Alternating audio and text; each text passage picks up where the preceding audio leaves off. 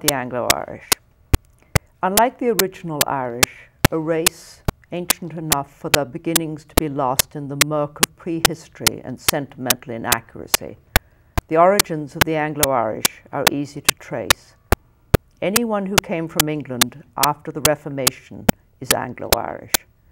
The Anglo-Irish were the most recent wave of conquerors and the only ones who did not assimilate. But they did not remain English either, and there were times when their interests and those of the English government were opposed. Those who arrived before the Reformation, starting with mythical heroes and their followers, through the characters of legend based on a thin historical thread, to the Formonians, the Firbolgs, Donans, Milesians, Gaels, Vikings, and Danes, right up to and including the Normans, followed a time-honored pattern. They arrived, looted and slaughtered, took possession, intermarried, assimilated, and became more Irish than the Irish themselves. This phrase is heavily featured in every Irish history book, but tellingly, it's never enlarged upon. More Irish in what way exactly?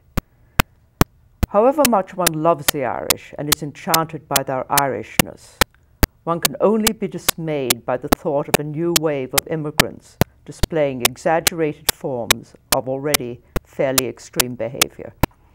Even the more attractive characteristics, such as the legendary Irish charm, could be exhausting if amplified even marginally. Of course, it's just possible that the original Irish were a mousy lot with barely distinguishable national traits, and it took layers of conquerors throwing themselves enthusiastically into being more Irish than the Irish themselves to have produced the extreme national characteristics we know and love today. The first Anglo-Irish were those who were given Irish land by Elizabeth I. Elizabeth's colonizations were called plantations, and the Ulster plantation led to the two-nation, two-religion impasse from which we still suffer. And the most recent were income tax refugees from the post-war Labour government. They were all Protestant settlers in a Catholic country where religion kept them apart. Hi, I'm Bill McDonald. Welcome to Inquiry. We're here today with Annabel Davis Goff, the author of Walled Gardens, Memories of a Anglo-Irish Childhood. The book was originally published in 1989 and is currently being republished by Eland Press and is available in bookstores. Welcome. Thank you. You just described who the Anglo-Irish were. Who are they today? What are they today? There's not very many of them left. Are we going to say extinct? There are a few. They're assimilated.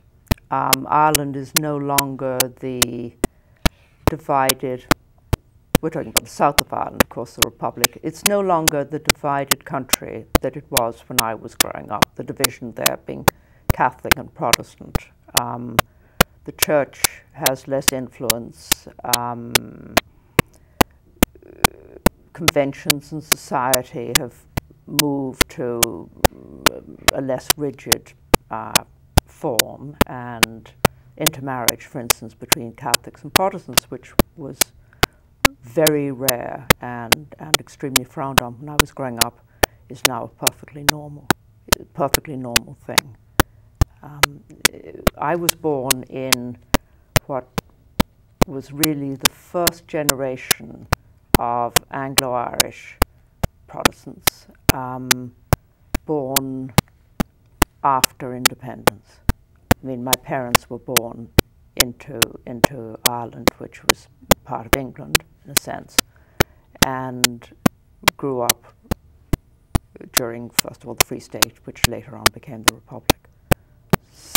I'm sorry. Forgive me. So I was the first one of this generation that grew up knowing that we were the first of this, we were also the last. We knew that whatever was going on then couldn't possibly go on. I mean, it was just crumbling underneath us.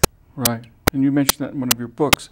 You are also, besides this book of memoirs, are author of 3 other novels about the Anglo-Irish, which covers a period from the era of the Easter Rebellion up through the 1960s. And what I find in reading those books is the sense that for that society, time is sort of stopped. And you could be almost in an Edwardian drawing room as well as in the 1960s. Yes, I think it's always something small that underlines this. I mean, the way you grow up seems normal, you don't question it.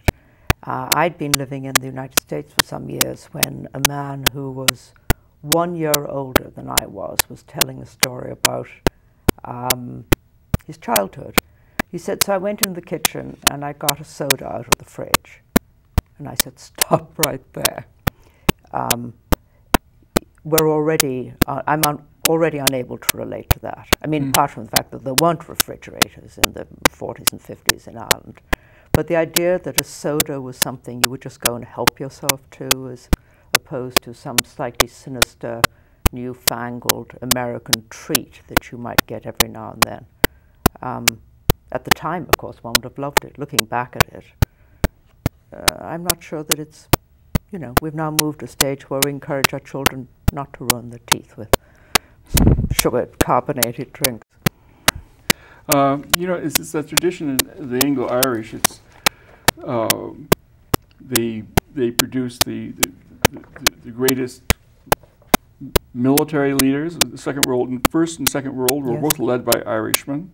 In the Second World War, people, Field Marshal Montgomery, Alexander, Field Marshal Gough, the leading lights of the British Army. Roberts from the First World War was born just down the road from me. Right. Well, yes. The Duke of Wellington. Yes. It just is an amazing. In Irish literature, the leading playwrights. Brendan Behan was not an Anglo-Irishman, but he's reputed to have said that his famous quote when asked in one of his plays, he mentions an Anglo-Irishman and his character says, well, what's that? And he says, it was a Protestant with a horse. Yes. And the Anglo-Irish, of course, being very much influenced in the with horse, with, well, I guess blood sports and the in riding and racing. Yes. Is that still true today? I mean, horses are the sort of center of social life in Ireland anyway. I mean, when I was a child, everybody hunted, fox hunting, of course. But also we went to race meetings in the summer. In the winter, we went to point-to-points. And, you know, it was, when I was a child, it was the main exercise every day. You would go riding. Why did you write this book?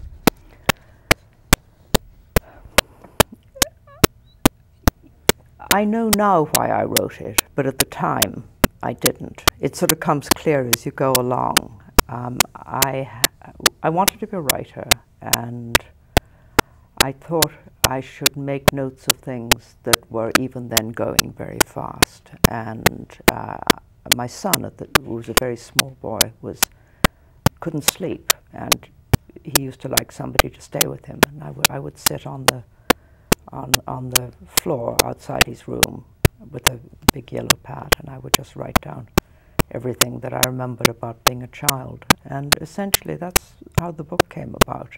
Then there was a question of how one would structure it, which is always, for me, a very big problem. And eventually we just structured it geographically and then went with association of ideas and moved things around. It is, I suppose, a chronicle. I hadn't thought of that. It's a record of a time that no longer exists, and that when I and a few other people are gone, it won't exist at all. I mean, the house I was brought up in and my grandparents' house, when my sister and I are dead, there will be nobody who knows what it looked like, what it felt like, why it was important or beautiful, or why it was the kind of inspiration and ground beneath this extraordinary culture not often expressed, but it did produce, you know, Elizabeth Bowen, and it produced Molly Keane. And I wanted to try and record it for one generation more. Mm-hmm. What's interesting, because you were talking about what happened to them. From the same generation, there is, from an earlier generation than me, or that's not quite fair, but he's older than I am, William Trevor, who is you know, perhaps our greatest, one of our 3 or 4 great Irish writers, is not Anglo-Irish. He's a Protestant writer, and his father was a bank manager, and he describes a whole different aspect of Irish life, and that's really important that he has written it down. There's no historian can do that. It takes a novelist to tell you exactly what something was like. Right. I think it's interesting when you're talking about the dynamic of Irish history and society is it's so multi-layered. I know in my own experience, my grandfather was Irish, and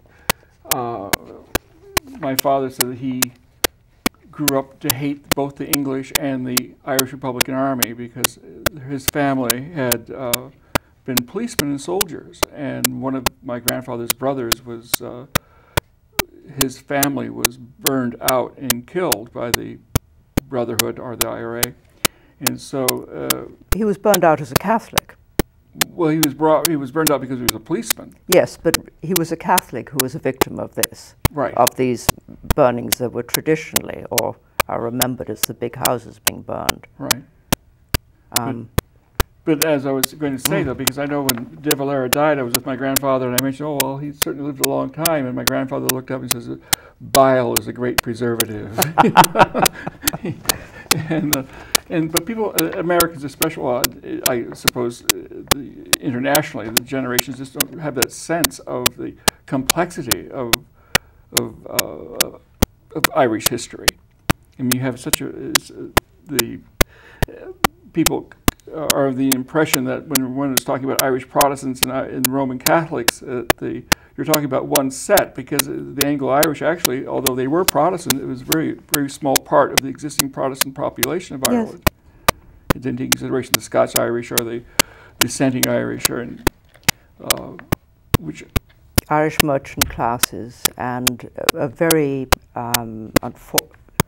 underprivileged section of society, which were the sort of poorish farmers, small shopkeepers, and there's a section in this book about seeing them in church, the girls who worked in the Protestant department stores, and realizing that there was no future for them at all in that generation. Mm. You know, they weren't going to marry Catholics. There were very few young men they would have married, and there were spinsters in the making, and it was sad.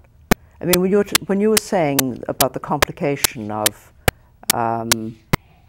your family, and it isn't that you have one enemy. It's never two sides. I mean, there's always a minimum of 3. And Sebastian Barry, in his extraordinary play *The Steward of Christendom*, really explores the idea of complicated loyalties of Irish people who worked for the crown and didn't question it.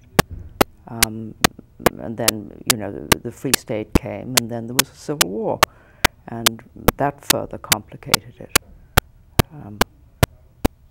Yes, so that's what your grandfather was referring to, yes. Right, exactly. Because I know my father said one time his uncles came to town. They were miners in Alaska, and they'd come south for the winter, and one of them gave him $1. This is during the depths of the Depression, so he went down. He was told to go and buy a new shirt with it, so he bought a black and tan checkered shirt.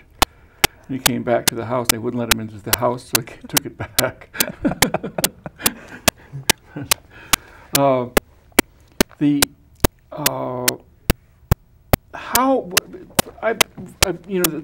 difference between can you talk about the isolation of the Anglo-Irish society from the rest of Irish society at all? Yes. Again, this was unquestioned, and it seemed normal when I was a child. You know, there was a tiny Protestant population, and even within the Protestant population, those class distinctions which however much we may disapprove of these things, there really were, and not to understand them makes it difficult to read any novel written in the British Isles before, say, 1970. We belonged to a tiny social group. We lived outside, first of all outside of Waterford, which is by Irish standards a large city, but it wouldn't seem more than medium-sized town to you. And then we lived in the country, and there were maybe half a dozen other Anglo-Irish families, and our social life was limited to maybe a couple of parties, sort of with dancing in the winter and maybe a hunt ball, and weeks would go by without you seeing anybody else your own age, and as far as work was concerned, the Anglo-Irish, unless they had some land, which they farmed themselves, and very few of them had either the skills or enough land to make it pay, they were sort of unemployable. They'd been the former ascendancy ruling class, and they were now powerless because they, Ireland was now independent, and nobody, there was no, I can't think of the word I want, consequences, retribution, none of the things that you would expect after a dramatic political change. Instead, they were ignored, and they sort of withered away. A certain proportion of Anglo-Irish and Protestants in general left after Ireland became independent, and those who stayed were sort of surviving in a meager way, and knowing it couldn't go on for long, but not knowing what to do. Mm-hmm. It was bleak. I mean, my book is in a way a celebration of having had an interesting childhood, for which I'm grateful. But it wasn't, comfortable or warm or even very happy, because none of this was discussed. There was just a kind of atmosphere of worry about money and uncomfortable, large, cold houses and isolation, as you said. The idea of maintaining the large, drafty house and keeping the horse and the groom, I get the feeling that it wasn't. That it was the idea of just that's the way things are done, in keeping the side up, rather than trying to show any kind of class distinction from the people around them. Oh, it wasn't that at all. I mean, disposing of a large, drafty, beautiful house was not easy. I mean, nowadays, sadly, those houses that remain of the great Anglo-Irish houses, they're golf clubs, and I mean, it's just hotels, and that they exist architecturally, but they've done dreadful things to them. I mean, it's hard to me. It's heartbreaking. I mean, just in terms of architecture and history and tradition. But when I was growing up, if you had one of these big drafty houses, and maybe the roof leaked, and there was certainly an avenue that had holes in it, and everything needed repair, you couldn't sell it. Nobody wanted it. Mm-hmm. So you were stuck there a little bit. It isn't as though you could sell it and buy some nice, comfortable little bungalow and keep the change. It sort of didn't work like that. Mm-hmm. And the hanging on to horses, I mean, for a long time that struck me as being self-indulgent and extravagant. But on another level, it's what there was. I mean, you were going to live in this isolated way.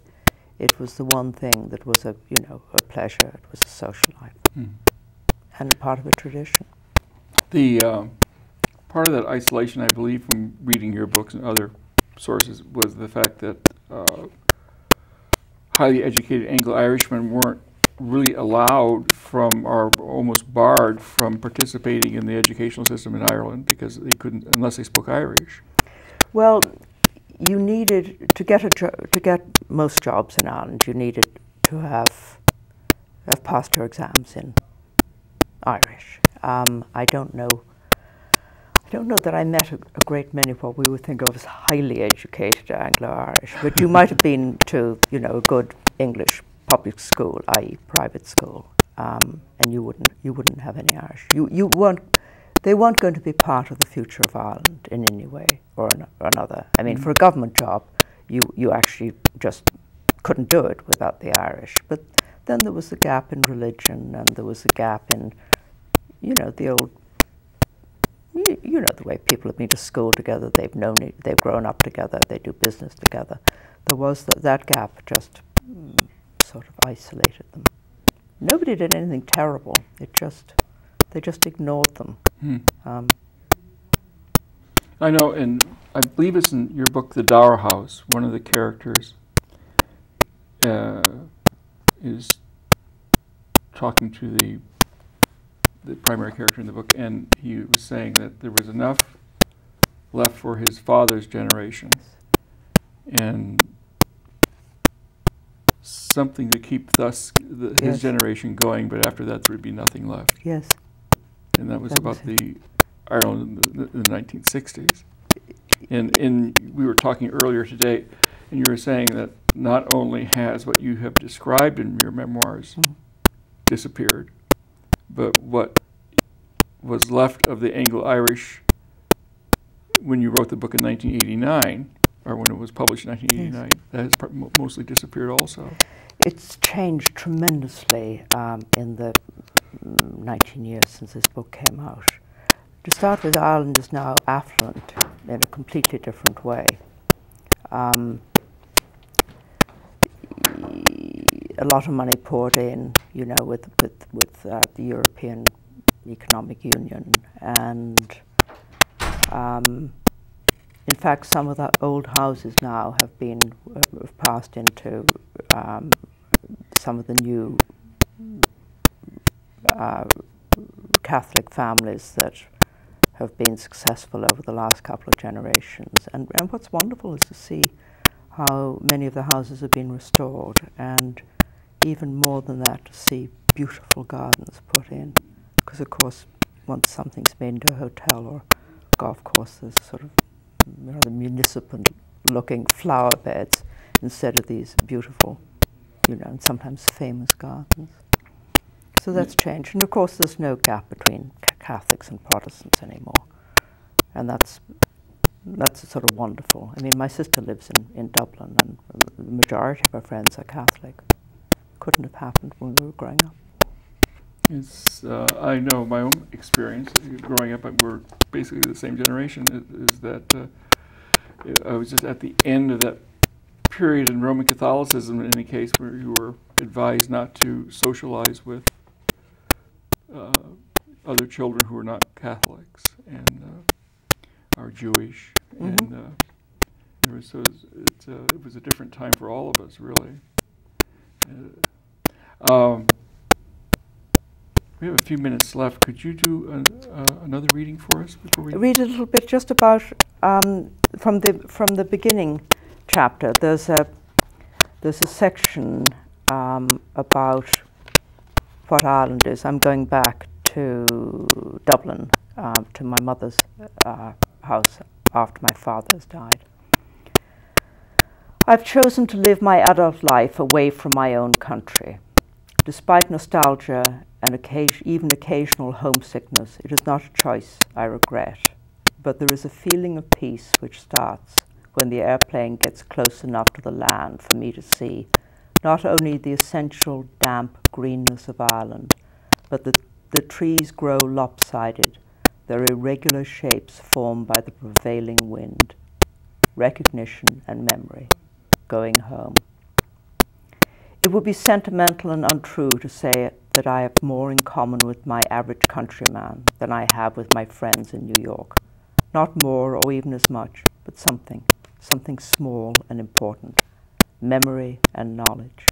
knowing what an Irish country evening sounds and looks and smells like. A memory of a December morning with a light frost, frozen mud, white-crested underfoot, and pale sunshine. New-mown hay or apples slightly overripe after their winter in the slatted wooden storage racks. Some of this occurs in the exact form I remember only in Ireland. Most of it, of course, can happen anywhere.